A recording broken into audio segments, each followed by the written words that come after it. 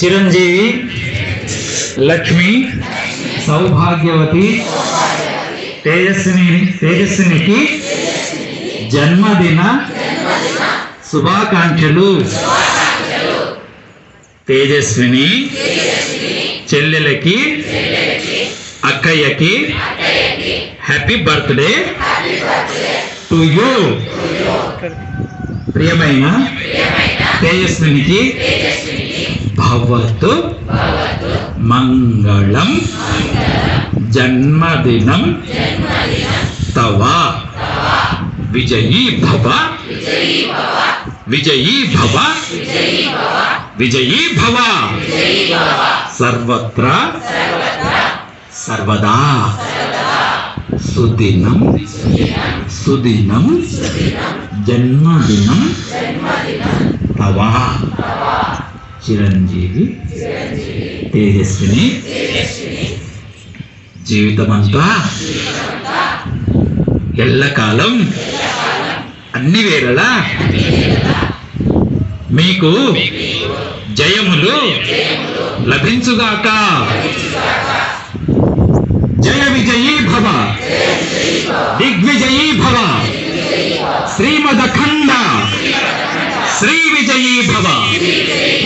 చిరంజీవి తేజస్విని జయ విజయీ భవ. చేతులను పూర్తిగా పైకెత్తాలి. జయ విజయీ భవ, దిగ్విజయీ భవ, శ్రీమదఖండ శ్రీ విజయీ భవ. ఓం ఓం ఓం. ఒక్కసారి అందరు లేచి చూడండి. ఇంకా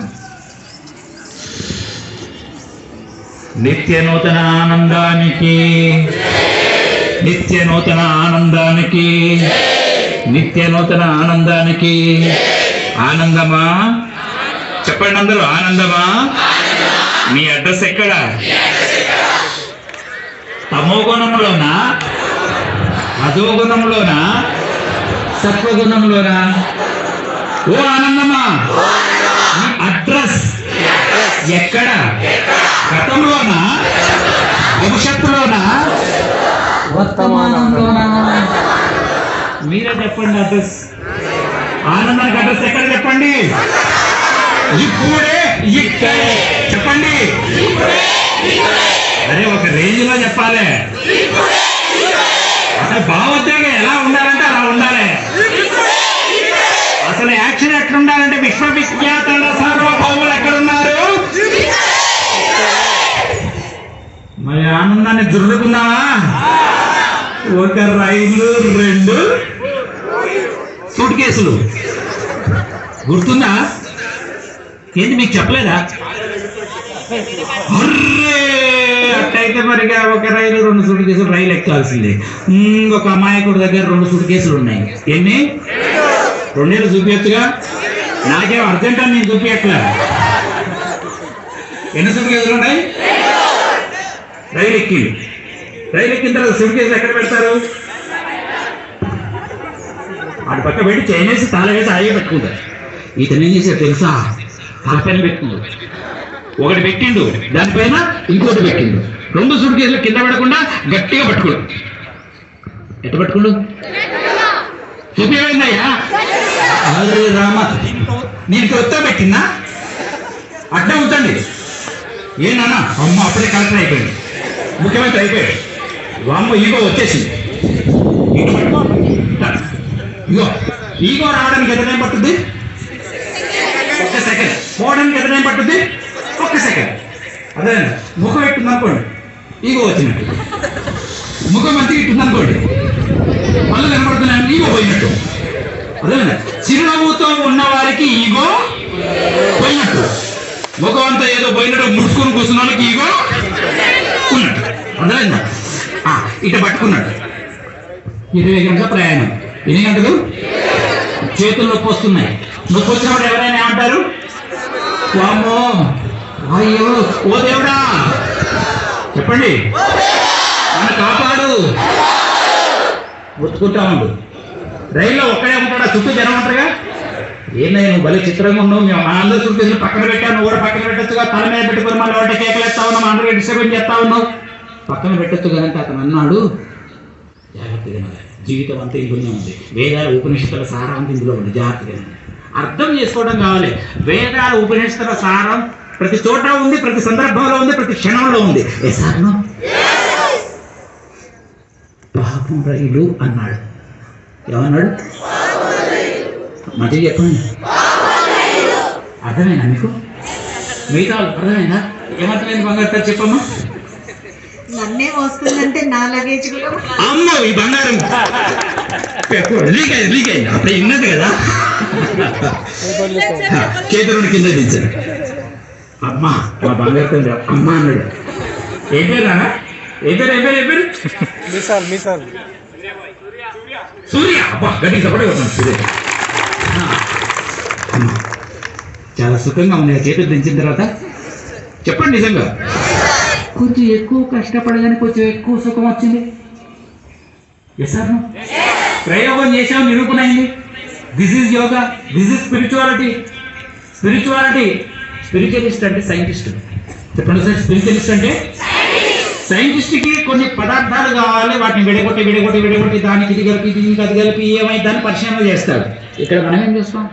దేహం పైన మనసు పైన రకరకాలుగా చేస్తూ ఏం జరుగుతుంది దేహానికి మనసుకి ఏం జరుగుతుందో గమనిస్తూ ఉంటాం. అందుకే వీ ఆర్ స్పిరిచువల్ సైంటిస్ట్. కసిగా పట్టుకున్నాం, నొప్పి వచ్చింది, దించాం, చాలా సుఖంగా అనిపించింది. ప్రయోగం చేసాం మన దేహం పైన. ఇతరులు పైకి చెప్పాలా? ఇంకోసారి చెప్పండి. కాబట్టి ఎక్కువ సుఖం కావాలంటే ఏం చేయాలి? ఎక్కువ కష్టం.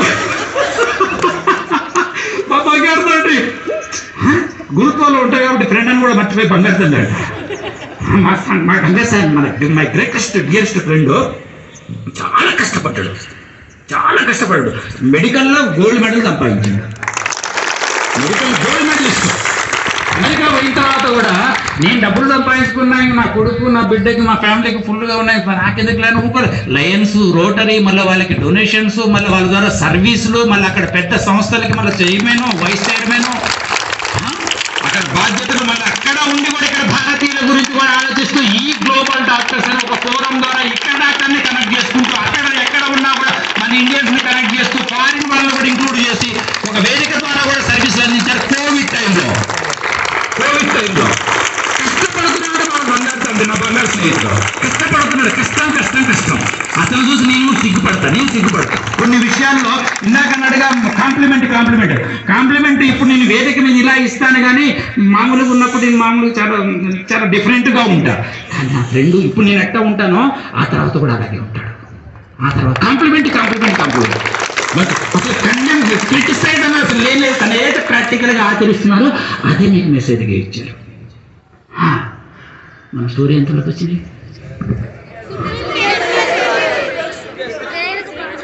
అది పాపం రైలు అన్నాడు. ఏమన్నాడు? రైలుకి ఏమైంది? రైలు పాపం అంటున్నామంటే ఇంతమంది మనుషుల్ని మోస్తుంది, ఇన్ని లగేజీలు మోస్తుంది, పాపం రైలుకి ఎంత బరువు అవుతుందో కదా. నా వంతుగా నా 2 సుట్కేసుల బరువు అయిన రైలుకు తగ్గిద్దామని నేను మోసుకుంటున్నా అన్నాడు. ఎంత తిరిగలవాడు, ఎంత జాలిగుండె గలవాడు. మీలాంటి తిరిగలు అన్నారు. అవును నువ్వు మోస్తున్నావు కరెక్ట్, కానీ రైలు బరువు తప్పిందా? నువ్వు మొయ్యకుండా పక్కన పెట్టిన రైలుకు తప్పదు, నువ్వు మోసిన రైలుకు తప్పదు. ఎందుకంటే 2 సూట్కేసులు మోస్తున్నా, నిన్ను కూడా మోసేది ఎవరు? పక్కన పెడితే నిన్ను సూట్కేసినప్పుడు కూడా మోసేది ఎవరు? కాబట్టి పక్కన పెట్టి సుఖంగా ప్రయాణం చేయి అని మీరందరూ కూడా కొంచెం జాలి కలిగిన వాళ్ళు కాబట్టి ప్రేమగా స్థితి మెత్తగా చెప్తారు. అందులో మా మిత్రులు చెప్పండిగా క్రిటిసైజ్ చేయొద్దని, కండెమ్ చేయొద్దని స్థితి మెత్తగా మంచిగా చెబుతారు. కానీ మా మిత్రుడు చెప్పిన మాటలు విన్న వాళ్ళు ఉన్నారుగా, వాళ్ళు ఏం చేస్తారు? ఒరే తిక్కులడా, ఒరే మెంటలడా అని మొదలెడతారు. ముందు తిడతారు, తర్వాత విషయం చెప్తారు. అర్థమైందా? ఏమర్థమైంది? ఆ రైలు దేనికి సంకేతం అర్థమైందా? ఆ 2 సూట్కేసులు దేనికి సంకేతం అర్థమైందా? వాస్తవానికి మన సనాతన ధర్మం, మన పవిత్ర భారతదేశంలో భగవద్గీత పాఠ్య గ్రంథంగా ఉండి ఈ పాటికి మీకు భగవద్గీత శ్లోకాలన్నీ వచ్చి ఉండి ఆ భగవద్గీత శ్లోకాల సారం మీ మనసులో ప్రవహిస్తూ ఉంటే అది ఒక అలవాటుగా మారి ఉండాలి. ఈ పాటికి దురదృష్టవశాత్తు చరిత్రలో కొన్ని జరగకూడని జరగడం వల్ల వాటికి మనం దూరం అయ్యాం. శ్రీమద్ భగవద్గీతలో ఏది ఉందో, వేదాల ఉపనిషత్తుల్లో ఏది ఉందో వాటి సారమంతా ఈ చిన్న ఉపమానంలో ఉంది. మీకు నాకు సమయం ఎక్కువగా దొరకదు. దొరికినప్పుడు దీన్ని సద్వినియోగం చేసుకోవడం ఎలా అనేటటువంటి ఒక లోతైన అన్వేషణ నుండి, ఆవేదనతో కూడిన ఆలోచన నుండి వస్తున్న ఈ మాటలు శ్రద్ధగా జాగ్రత్తగా వినండి. జీవితాంతం కూడా ఈ మాటలు గుర్తుపెట్టుకుంటే మీ జన్మ ఎందుకు వచ్చిందో దానికి ధన్యత మీరు చేకూర్చుకోగలుగుతారు. ఓం ఓం ఓం ఓం. అక్కడ రైలు ప్రయాణం జరుగుతున్నది ప్రియమిత్రులారా, ఇక్కడ జీవిత ప్రయాణం జరుగుతున్నది. రైలు ప్రయాణం ఈజ్ ఈక్వల్ టు జీవిత ప్రయాణం. అక్కడ 2 సూట్ కేసులు అతను మోస్తున్నాడు, ఇక్కడ అందరూ మోస్తున్న 2 సూట్ కేసులు. గతంలోని బాధలన్నీ ఒక సూట్ కేసు, భవిష్యత్తులోని భయాలన్నీ మరొక సూట్ కేసు. ఈ 2 సూట్ కేసులు మనసులలో, హృదయాల్లో మోస్తూ ప్రతి క్షణంలో ఉన్న ఆనందాన్ని, వర్తమానంలో ప్రతి క్షణంలో ఉన్న ఆనందాన్ని కోల్పోతున్నారు. అరే, నీ గతంలోని బాధలనే సూట్ కేసుని, భవిష్యత్తులోని భయాలనే సూట్ కేసులను మోసే రైలు అనే పరమాత్మ ఉండగా, చెప్పండి, మోసే రైలు అనే పరమాత్మ ఉండగా ఈ 2 సూట్ కేసులు రైలు అనే పరమాత్మలో ఉంచి జీవిత ప్రయాణాన్ని సుఖంగా, సంబరంగా, ఉల్లాసంగా, ఉత్సాహంగా కొనసాగించక, భయపడుతూ, దిగులు పడుతూ, టెన్షన్లతో జీవచ్ఛవంలాగా జీవించి ఉన్న శవంలాగా బతకడం ఎందుకు? కొట్టండి చప్పట్లు. ఓం ఓం ఓం ఓం ఓం. జయ గురుదేవ. అర్థమైందా? రైలు ఏంటిది? పరమాత్మ. రైలు ఏంటిది? పరమాత్మ. రైలు ప్రయాణం ఏమిటి? జీవిత ప్రయాణం. ఓకే. గతంలో ఉండేవి బాధలా, భయాలా? బాధలు. వీళ్ళకి చూపియండి గతంలోని బాధలు. 1 కాదు, 2 కాదు, 1,00,000 ఉన్నా అవన్నీ ఒకే సూట్ కేసు. అర్థమైందా? భవిష్యత్తులోని భయాలు. భయాలన్నీ భవిష్యత్తుకు సంబంధించి. ఆలు లేదు, జూలు లేదు, కొడుకు పేరు గురుగారు. గురుగారు, నా కొడుకు అసలు నా మాట చెప్పిన మాట ఏంటో గురుగారు. వాడెవరైనా ఒక అమ్మాయిని తీసుకొచ్చి, అమ్మాయి ఇదిగో నీ కోడలు అంటాడని భయంగా ఉంది గురుగారు, ఎట్టైనా మీరే చెప్పండి గురుగారు అంటే, మంచిదమ్మా తీసుకురా, చెబుతాలే, రేపు తీసుకొని రా అంటే, అమ్మ అన్నది రేపడానికి ఎందుకు గురుగారు, ఇప్పుడే చెప్పడని సంకలో ఉన్న కొడుకుని గురుగారు ముందు పెట్టింది.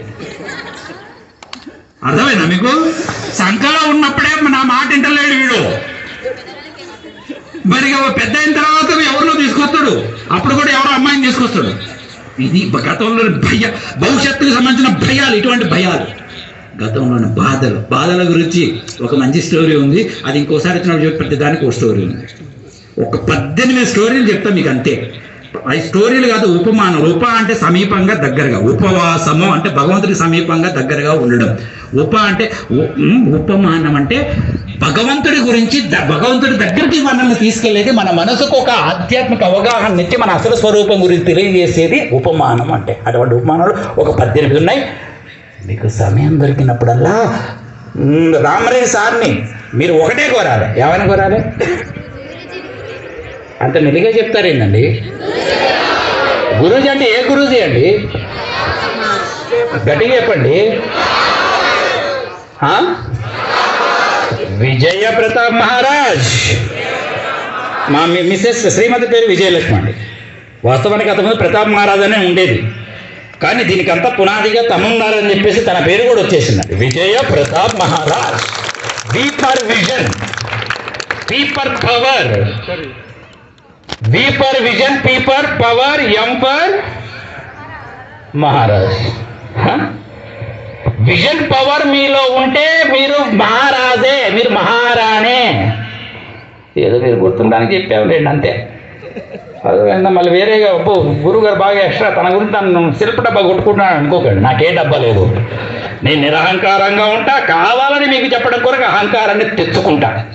నేను ఇలా భావోద్వేగంతో శరీరాన్ని కదిలిస్తే ఎందుకు చెప్తున్నాను తెలుసా? మీ మనసు కట్టి పడేయటానికి, మీ మనసులో ఇది ఎప్పటికీ సన్నివేశం ముద్ర పడిపోవటానికి. నేను సత్వగుణంలో ఉంటా, శుద్ధ సత్వగుణంలో ఉంటా. అందుకే తమో గుణాన్నైనా తీసుకోగలుగుతా, రజోగుణాన్నైనా తీసుకోగలుగుతా, సత్వగుణాన్నైనా తీసుకోగలుగుతా, మాట పడగలుగుతా, అవసరమైతే మాట అనగలుగుతా. ఎందుకంటే అక్కడ ధర్మం కలవాలి, ధర్మరక్షణ జరగాలి. ఏం జరగాలి? ధర్మరక్షణ కొరకు ఏ పాత్ర అయినా పోషించగలుగుతాను, అదే నిరహంకారం. ఏ పాత్రనైనా పోషించగలగడమే, అవసరమైతే మాట పడగలగడమే నిరహంకారం. చెప్పరేంటి? అవసరమైతే సరి అయిన మాట, అవసరమైన మాట, ఎదుటి మనిషిని ఉన్నతంగా తీర్చిదిద్దగలిగే మాట అనగలగడమే. ఓకే, అర్థమైందా? ఒక రైలు, 2 సూట్ కేసులు. చెప్పండి ఒకసారి. ఒక రైలు సూట్ కేసులు మోస్తుర్రా, పక్కన పడేసిర్రా? మోస్తారా ఎవరన్నా? సో ఇప్పుడు దానికి మోసిర్లే, ఇక నుంచి మొయ్యరు కదా. మోస్తారు అంటే మళ్ళా ఒక చిన్న లేడీ పిల్ల, ఒక పెద్ద పురుగు గురించి చెప్పాల్సి ఉంటుంది. ఇది చెప్పినాం ఇంతకుముందు, ఇది అయినా కొత్త వాళ్ళు కదా, ఇది ఒక్కటి కూడా చెప్తాలే. ఇది ఆనంతానం తర్వాత చెప్పనా ముందు చెప్పనా? ముందే చెప్పనా? కరెక్ట్ చాయిస్, చాలా బాగా చెప్పారు. అబ్బా, వాళ్ళిద్దరు గట్టిగా సపోర్ట్ కొట్టండి.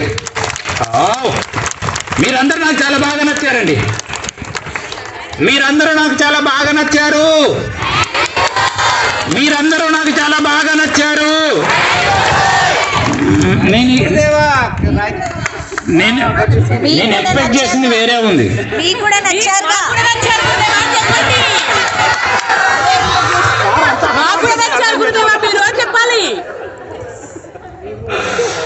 గురూజీ మీరు కూడా మాకు చాలా బాగా నచ్చారు అనే మాట ఎక్స్పెక్ట్ చేస్తే, ఇప్పుడు నేను చెప్పినా చెప్తే ఉందిలే ఆనందం నాకు. ఏదైనా ఆనందమే, అమ్మకి ఎప్పుడైనా ఆనందమే ఉంటుంది కదా. ఎస్ సార్, కనీసం చెప్పిన తర్వాత మీరు చెప్తున్నారు, ఇది కూడా ఆనందమే. ఎస్ సార్, ఇందాక ఓ మాట చెప్పాం బ్రహ్మచర్యం గురించి. టైం ప్రాబ్లం అంటండి, టైం ప్రాబ్లం అర్థం చేసుకోవాలి. ఏదో రొటీన్గా ఎప్పుడు జరిగిపోవాలి, కానీ మళ్ళీ జీవితాన్ని సమూలంగా మార్చేది మళ్ళీ దొరకనిది, ఇంకొద్ది సమయం ఎక్కువైనా పర్వాలేదు అని అనుకునేటటువంటి పరిస్థితి కొంతవరకు ఉంటుంది, కానీ కొంత గడువు దాటితే ఉండదు కదా. కాబట్టి మేము కూడా అర్థం చేసుకుంటున్నాం. మళ్ళీ మీ పైన కూడా ఉంటారు, మళ్ళీ వాళ్ళు ముట్టికాయలు వేస్తారు. మళ్ళీ మీకు మా సొంత ఇన్స్టిట్యూషన్ అయితే మా బంగారు తల్లి ఈ రోజంతా కూడా కేటాయించేవాళ్ళు. ఇది గవర్నమెంట్ ఇన్స్టిట్యూషన్ కదా. కాబట్టి మరి అనంతరం వేసి ఆపుదామా? ఇప్పుడే క్లోజ్ చేద్దామా?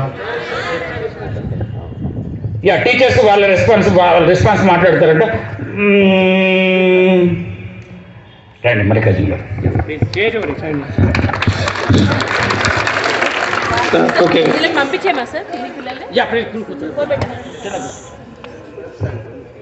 వేదిక పైనటువంటి